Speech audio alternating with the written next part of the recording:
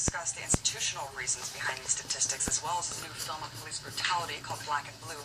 I'm joined now by filmmaker Dylan Avery. Thank you so much for coming on, Dylan. Hey, good to see you, man. So before we get into your latest work, you made the film Loose Change. It's probably the most viral online documentary ever made. I mean, how did that insane experience change you as a person and a filmmaker? Drastically and unexpectedly. You know, it's funny that I'm here in D.C. 10 years after I was living here finalizing Loose Change, and I really had no way of anticipating how big it was going to be, how drastically it was going to change my life, how many people would reach out to me, and just how much was going to happen so insanely. It would insanely change my life. You know, really briefly, what do you think about kind of the movement being hijacked by kind of this everything's a conspiracy and everything's a false flag now? You know, that's one of the reasons I had to walk away. In about 2006 is when it started. You know, you had the whole no planes at the World Trade Center nonsense and all that. So really, it really kind of came to a head 2006, 2007, and it was over the following couple of years where I realized you know, you say that you're for 9/11 truth, and you could mean that you're for a new investigation into the attacks, but then they'll think, you know, whoever you're talking to, like, oh, you think that no planes... So Sandy Hook didn't happen, right? Yeah, so Sandy Hook didn't happen, and I mean, like, everything's a false flag, you know, everything is a government cover-up. I mean, 24 hours in, before we even have any information, it's automatically being declared as one thing or another. So it's a dangerous situation we find ourselves in. It is, Dylan. I think we're on the same page in a lot of ways, and I think what people were most upset about, including me, is that this political, amazing filmmaker, took such a long break from making political commentary, but you're back, baby. You're back. You're making this film about police brutality. What initially made you want to tackle this huge subject?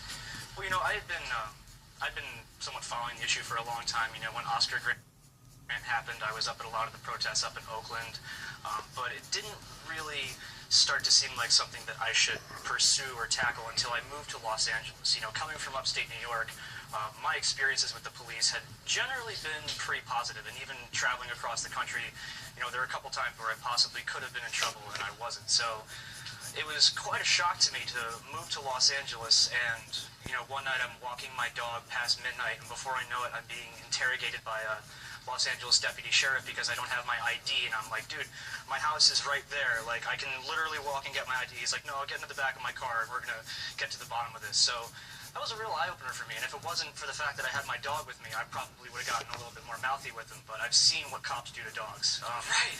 And I'm sitting in the back of my cop car, and I'm seeing this cop, like, walk up to my dog, and I'm just like, oh, please just don't let anything go in.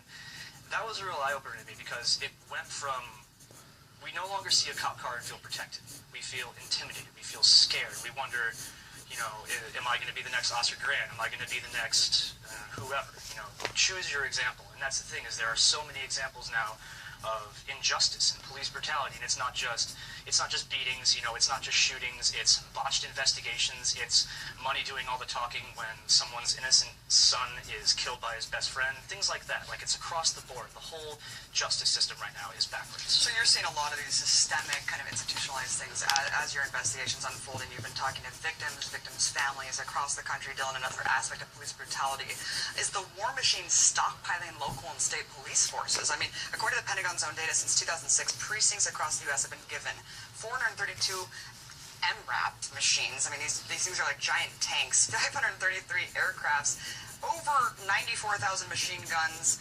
435 other armored vehicles, whatever that means. I mean, how much do you think the militarization of police has to do with the increased levels of force that we're seeing?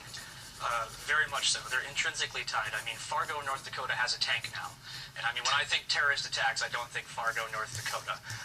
You know, you've got these guys, they're overseas, they're in Afghanistan, they're Iraq, they're in legitimate war zones, and then they come back to America, and then they become police officers. So they spend all day, every day, being shot at, being threatened, fearing for their life, etc. And then they come home, and then they're given a badge and a gun, and they're told to go out into the streets, and they bring that mentality back home with them. So I think that the militarization of the police is a big facet of why we find ourselves faced with the problem that we have now. Yeah. You know, a few months ago, I spoke to Ray Lewis. He was a police commissioner for Philadelphia, and he became an Occupy activist, actually. And he said that police agencies actually vet candidates who are the most sociopathic and lacking empathy. I mean, it's just amazing to hear this coming from someone as high up as he was. I mean, do you think that there's a systematic effort here from the top down to institutionalize this kind of brutality?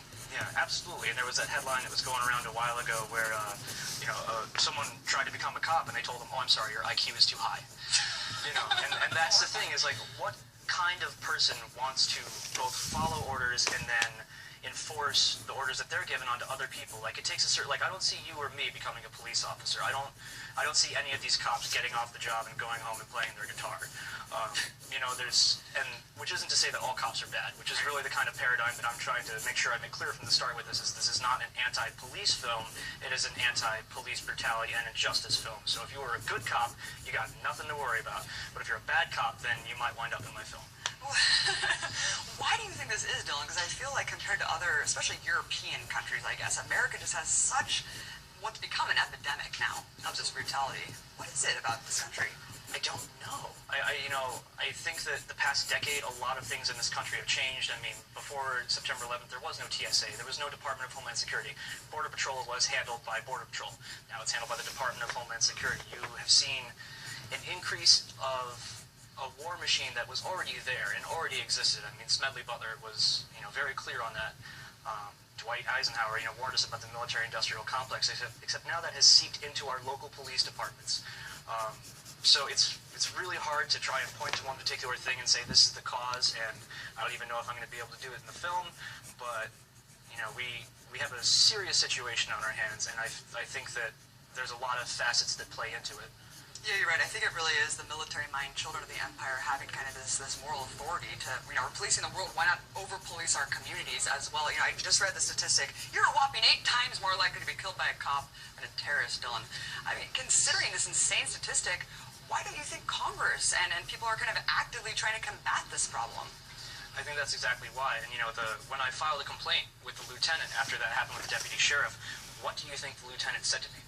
Well, because of September 11th, we have to be a lot more vigilant. And yet, since, 3,000 innocent people died on September 11th, and since 9/11, more American citizens have been killed by police officers than died on September 11th. That is a big problem. These guys are supposed to protect and to serve, not to coerce, intimidate, and act as judge, jury, and executioner. And Dylan, we have about 30 seconds left. Where can people go out to find more about your project and support your work? Right now, I have a website registered that there has no website right now, so if you go to Facebook, Black and Blue Movie, look it up. I'm looking for stories, I'm looking for music, I'm looking for lots of things. So this is a very early stage in the process, and it's nice to get on and talk about it before things get really crazy. Well, thank you so much for doing it, putting attention to such a serious issue, Dylan. I cannot wait to see the film. Thanks so much for coming on, man. Thanks for Really appreciate having me. it.